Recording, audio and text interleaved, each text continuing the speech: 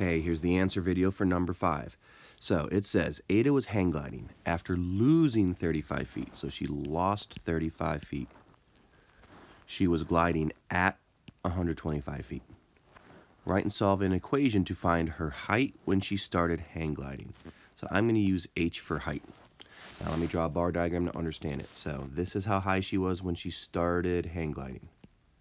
But she lost 35 feet. So I'm going to take 35 feet away. And now she's gliding at 125 feet. So my equation is going to be h, remember h is where she started, minus the 35 feet she lost, and she's now at 125 feet. So that's my equation. Now to solve it, I'm going to add 35 to each side. Cancel, and I get h, the height she started at, equals 160 feet. Okay, that's it for number 5. Thanks.